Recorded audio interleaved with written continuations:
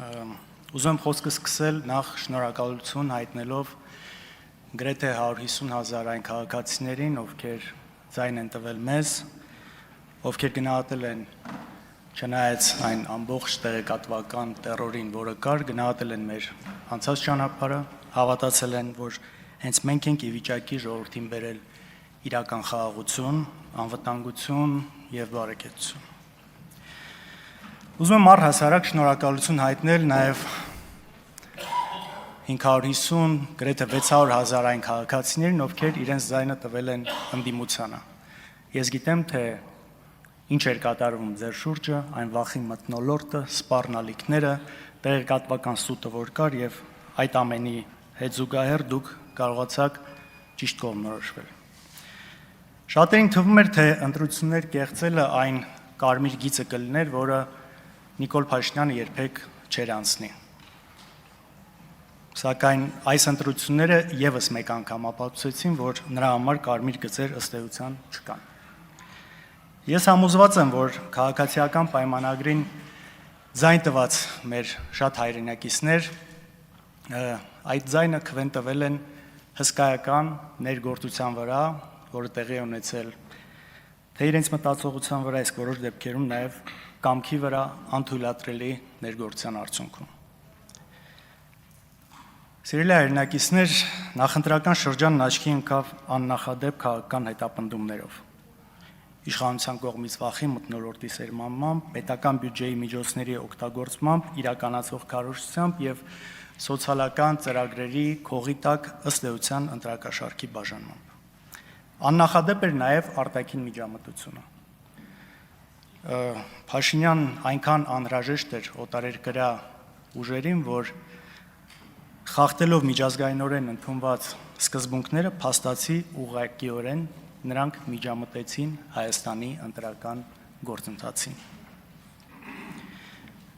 Սակայն ցավը նրանում է, որ այդ աջակցության գինը վճարելու է ոչ թե քաղաքացիական պայմանագիրը կամ Նիկոլ Փաշինյանը, այլ վճարելու է ամբողջ մեր հայ ժողովուրդը։ Եվ չնայած այս ամենին, այս պայմաններում քաղաքացիական պայմանագիրը չստացավ 50+1% քվե։ Եվ ինչ եղավ դրանից հետո, երբ որ տեսան, որ դա չեղավ, դիմեցին իմ կարծիքով այսպես կեղծիքների կուլմինացիան տեղի ունեցավ, գագաթնակետին ասավ, երբ խորհրդարանի անցողիկ շեմը հաղթահարած Բարգավաճ Հայաստան կուսակցությանը պարզապես զրկեցին այստեղ լինելուց ու գողացան այդ ձայները։ 58,500 քաղաքացու ձայն գողացվեց։ Կներեք, բայց ուրիշ ձև որակել, քան գողություն, դա շատ դժվար է։ Ինչ է արվեց սա, երևի թե չունենալով 2/3-ը, գոնե 3/5 ունենալու համար դիմեցին այս քայլին։ Սիրելի հայրենակիցներ, մեր այստեղ լինելու նպատակներից է նաև բացահայտել այս ամենը, խոսել այս ամեն ինչի մասին, ցույց տալ իրականությունը, հնարավորինս պարզ, ուղիղ, հասկանալի, հասցնել այս ամենը մեր ժողովրդին։ Իսկ այնինչ այսօր կատարվում է Բարգավաճ Հայաստան կուսակցության նախագահ Գագիկ Ծառուկյանի նկատմամբ, մի կողմից ինձ շատ ծանոթ է եւ այն ոչ միայն հակաիրավական է, ոչ միայն հակամարտկային է, այլև խորապես անբարոյական է։ Անցած 5 տարիները թերևս մեր նորագույն պատմության ամենածանր տարիներից էին։ Արցախը հայթափվեց, շուրջ 150,000 մեր արցախցի հայրենակիցներ զրկվեցին իրենց հայրական տնից եւ հարազատների շիրիմներին այցելելուց։ Սակայն ողբերգությունների այս շղթան չի ավարտվելու, քանի դեռ իշխանության է այն մարդը, ով կարող էր կանխել 44-օրյա պատերազմը, բայց չարեց, ով կարող էր կանխել Արցախի կորուստը, բայց չարեց, ով կարող էր կանխել հազարավոր հայրենիների զոհվելը, բայց չարեց։ Փոխարենը ամեն անգամ հմտորեն նշանակվում էին մեղավորներ, այդ կերպ մոլորեցնելով մեր ժողովրդին։ Անցած տարիներին այլակարծության դեմ հետապնդումներն ավելի սաստկացան։ Օրվա իշխանությունը նույնիսկ հարձակվեց հայ առաքելական Սուրբ եկեղեցու վրա։ Անգամ ձերբակալվեցին, կալանավորվեցին մեր սրբազան հայրերը։ Իսկ նախընտրական շրջանում տեղի ունեցող աննախադեպ դերակալություններն ու կալանավորումները համոզված եմ աննախադեպ էին նաև ոչ միայն Հայաստանի, այլ միջազգային քաղաքական պրակտիկայի տեսանկյունից։ Այս ամեն ինչին գումարվեց նաև անգրագետ կամ միգուցե գիտակցված արտաքին քաղաքականության այդ քայլերը, որոնք բերեցին նրան, որ Հայաստանը վերածվեց գերտերությունների շահերի բախման կետերից մեկին։ Որպես ընդդիմություն, սիրելի հայրենակիցներ, մենք դեռևս չենք հասել մեր նպատակին,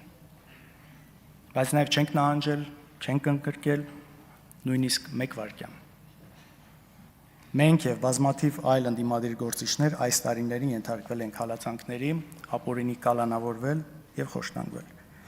Այս դահլիճում ես տեսնում եմ բազմաթիվ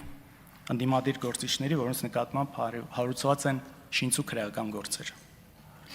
Իսկ մեր գործընկերը ժողովրդի կողմից ընտրված պատգամավոր Արթուր Սարգսյանը մինչ օրս ապօրինի պահում է կալանքի տակ օրենքի ուղիղ պահանջի կոպիտ խախտմամբ, քանի որ պատգամավոր դառնալով նա պետք է ուղղակի անմիջապես ազատ արձակվեր։ Գրեթե ամեն օր այս ամեն ինչի ֆոնին հանրությունը մենք բոլորս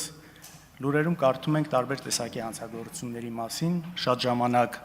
զենքի կիրառմամբ, հրազենի կիրառմամբ, թմրամիջոցների շրջանառությունն ու հասանելիությունը դարձել են կարծես սովորական մի բան։ Եվ ես համոզված եմ, որ եթե այն ջանքն ու եռանդը, որն այսօր ուղղվում է ընդդիմադիրներին հետապնդելուն, եթե այդ ջանքը ուղղվեր այս ամենի կանխմանը, բացահայտմանը այդ հանցագործությունների, շեշտակի կնվազեր հանցագործությունների քանակը։ Այսօր իրավապահ համակարգի գլխավոր նպատակը դարձել է Նիկոլ Փաշինյանի քաղաքական հակառակորդներին ահաբեկելը։ Այն վերածվել է քաղաքական իշխանության ցանկացած ապօրինի հրահանգ կատարելու գործիքի,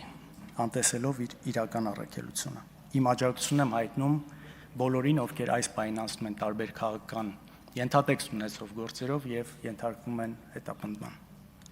Այս ամբիոնը եւ մեզ վստահված պատգամավորական մանդատը մենք շարունակելու ենք նաեւ օգտագործել ձեր նկատմամբ իրականացվող ապօրինությունների դեմ պայքարելու եւ դրանք կանխելու համար։